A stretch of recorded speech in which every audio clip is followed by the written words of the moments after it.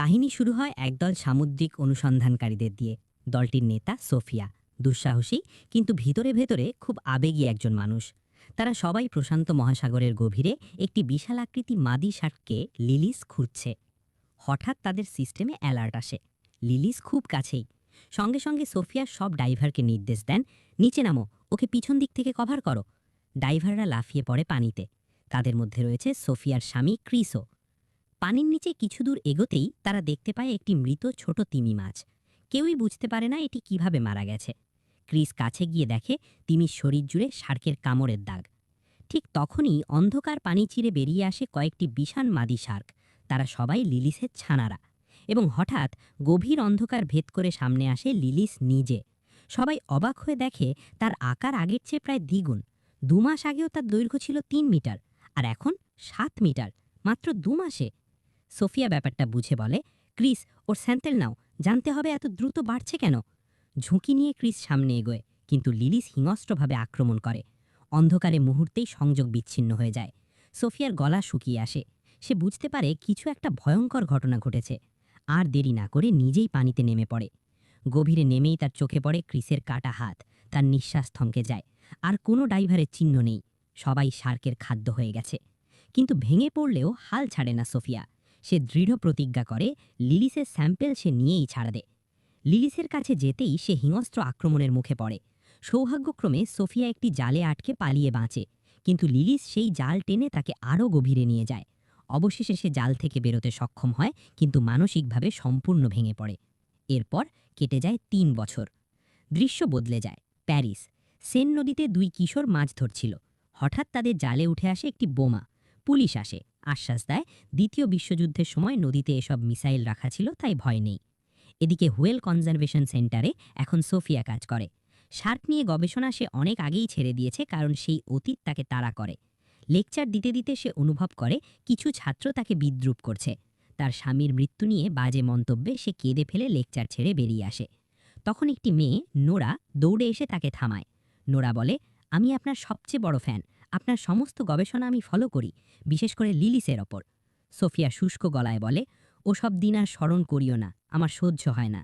কিন্তু নোরা জানায়, আপনি লিলিসের শরীরে একটি ট্র্যাকার লাগিয়েছিলেন, আমি সেটা খুঁজে পেয়েছি। সোফিয়া অবাক হয়। নোরা তাকে নিয়ে যায় নিজের সংগঠনে, সামুদ্রিক প্রাণী রক্ষার জন্য গড়া একটি সংস্থা। নোরা বলে, গত 3 বছর ধরে আমি লিলিসকে ট্র্যাক করছি। সোফিয়া, তুমি জানো না, লিলিস এখন সেন নদীতে আছে। সোফিয়া চমকে ওঠে। অসম্ভব, শার্ক তো মিঠা পানিতে বাঁচে না। নোরা বুঝিয়ে বলে, জলবায়ু পরিবর্তন আর দূষণের কারণে লিলিসের প্রকৃতি বদলে গেছে। সে এখন মিঠা পানিতেও বাঁচতে পারে। নোরা অনুরোধ করে, আজ রাতে আমি ডাইভে নামব, তুমি সঙ্গে চলো, আমরা ওকে খুঁজে বের করে আবার সমুদ্রে ফিরিয়ে নিতে পারব। সোফিয়া বিস্মিত। ডাইভ? তুমি ভাবছো এটা এত সহজ? ও পৃথিবীর সবচেয়ে বিপজ্জনক শার্ক, তোমার জীবন ঝুঁকিতে পড়বে। তারপর সে চলে যায়। বাসায় ফিরেই গত মিশনের ভিডিও দেখে কেঁদে ফেলে। স্বামী আর পুরো দল মারা গেছে, সব তার সিদ্ধান্তের কারণে। দোষবোধ তাকে পোড়ায়। এদিকে নোরা ও বেন নদীতে যায়। নোরা পানিতে নামে লিলিসকে খোঁজার জন্য। সোফিয়া ট্র্যাকার দেখে বুঝতে পারে লিলিস সরাসরি নোরার দিকে এগোচ্ছে। সে তৎক্ষণাৎ পুলিশে খবর দেয়। শেষ পর্যন্ত পুলিশ নোরাকে ধরে ফেলে। পরের দিনও নোরা সত্য বলতে না চাইলেও অবশেষে স্বীকার করে, আমি একটা শার্ক খুঁজছিলাম। পুলিশ হাসাহাসি করে, নদীতে শার্ক, কি মজা করছো। সোফিয়াকে পুলিশ স্টেশনে ডাকা হয় নোরার অনুরোধে। ঠিক তখনই নদীর ধারে এক লাশ পাওয়া যায়। অর্ধেক দেহ নেই।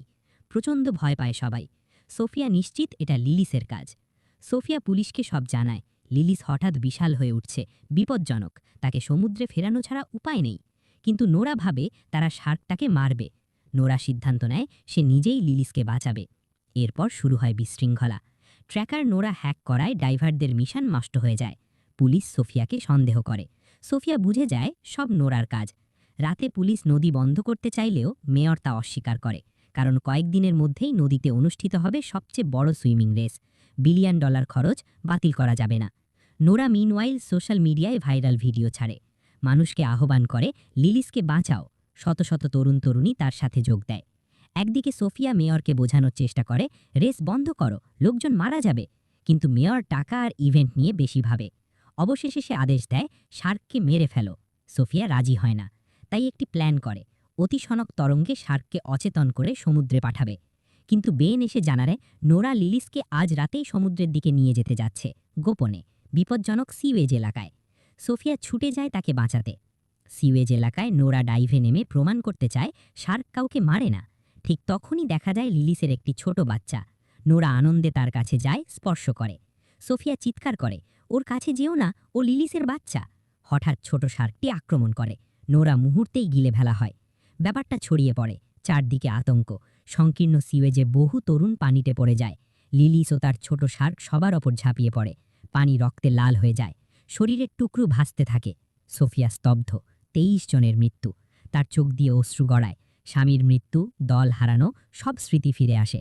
ল্যাবে লিলিসের বাচ্চার মৃতদেহ পরীক্ষা করে সোফিয়া জানে মাত্র 2 মাস বয়স, অথচ প্রেগনেন্ট। শকড সোফিয়া বুঝতে পারে এই প্রজাতি পুরুষ ছাড়াই বংশবৃদ্ধি করতে পারে, অর্থাৎ কয়েক মাসেই শত শত লিলিস জন্ম নেবে। মানুষের অস্তিত্বই হুমকির মুখে পড়ে যাবে। মেয়র রেগে গিয়ে বলে, শার্ককে মারো, যেভাবেই হোক। সোফিয়া প্রতিবাদ করে, আপনি টাকা বাঁচাতে চান আর শহরকে মারতে চান। অবশেষে মিলিটারি বাহিনীকে দায়িত্ব দেওয়া হয় লিলিসকে ধ্বংস করতে। কিন্তু সোফিয়া আর আদিল সিদ্ধান্ত নেয়, যাই হোক লিলিসকে তাদেরই থামাতে হবে, কারণ মেয়রের সিদ্ধান্ত শহরকে ধ্বংসের দিকে নিয়ে যাবে। তারা বোমা বিশেষজ্ঞ ডাকে পানির নিচে লিলিসের আবাসস্থলে বিস্ফোরক বসানোর জন্য। রেসের দিন, যখন হাজারো সাঁতারু পানিতে নামে, সোফিয়া ও তার দল নদীর তলায় বোমা বসায়। কিন্তু ফিরে আসার আগেই শার্ক আক্রমণ করে। 2 জন ডাইভার মারা যায়। তারপর বিস্ফোরণ, গভীর অন্ধকার কেঁপে ওঠে। সবাই ভাবে লিলিস মারা গেছে, কিন্তু না, লিলিস বেঁচে আছে। সে খেপে গিয়ে ওপরে উঠে পুরো টিমের বোট উল্টে দেয়। সবাই মারা যায়, বেঁচে থাকে শুধু সোফিয়া আর আদিল। তারা পানিতে ফিরে আসে, দেখে লিলিস সাঁতারুদের দিকে ছুটে যাচ্ছে। পানি মুহূর্তেই লাল সমুদ্রে পরিণত হয়। চিৎকারে আকাশ ফেটে যায়। ফৌজ গুলি চালায়, কিন্তু গুলিতে লিলিসের কিচ্ছু হয় না। একটি গুলি নদীর নিচে থাকা পুরনো বোমায় লাগে, বিস্ফোরণ, পুরো শহর কেঁপে ওঠে। তারপর আসে মহাভয়ঙ্কর সুনামি, প্যারিস শহর ডুবে যায়। সোফিয়া আদিলকে টেনে একটি ভাসমান লোহার টুকরোয় তুলতে সক্ষম হয়। আদিল জ্ঞান ফিরে জিজ্ঞেস করে, আমরা আমরা কি পেরেছি? শার্ক মরেছে? সোফিয়া কাঁদতে কাঁদতে তার দিকে তাকায়, কিছু বলে না। আদিল চারদিকে তাকায়, ডুবে যাওয়া প্যারিস শহর আর তার চারপাশে অগণিত শার্কের সাঁতার। ভয়ঙ্কর নীরবতা, মানবতার পতন।